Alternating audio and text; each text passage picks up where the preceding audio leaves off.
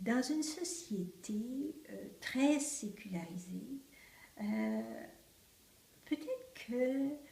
Et on ne parle pas tant de religion, on parle de vie spirituelle.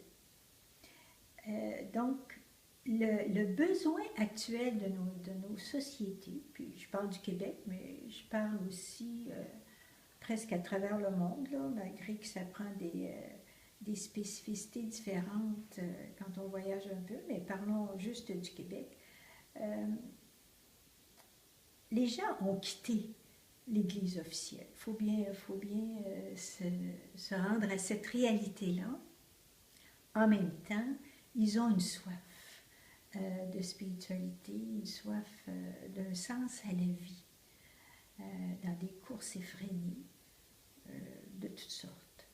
Et je crois, moi, que la vie religieuse, et particulièrement nous, comme ça, descendants de Jésus de Marie, à partir de notre charisme d'éducation et d'éducation de la foi, répondrait ou répond, mais là, il faudrait, j'ajoute des conditions, répond à cette soif de bien des personnes qui ont pris une distance face à l'Église, mais qui ont une soif de Dieu et un goût de transcendance.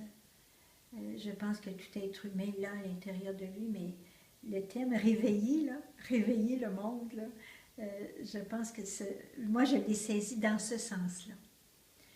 Et pour nous, comme religieuses, nourrir notre spiritualité devient comme un essentiel.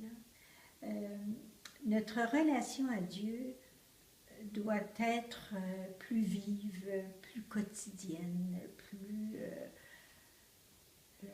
plus habitée, plus habitée par une présence à laquelle on croit.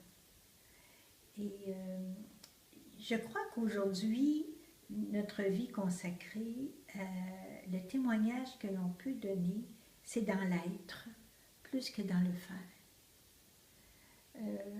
Et si on arrivait justement à nourrir un peu plus, puis je ne dis pas qu'on ne la nourrit pas, là, mais à témoigner de cette vie intérieure, euh, de relation à Dieu, de notre foi, tout simplement, je dirais, il ne s'agit pas de l'enseigner, ça ne s'enseigne pas ça, euh, et, ou de moraliser. Ça a été une époque où on faisait un peu la morale aux gens. Je pense que ça n'existe plus. Ben, si ça existe, ça ne passe plus, ça ne se transmet plus.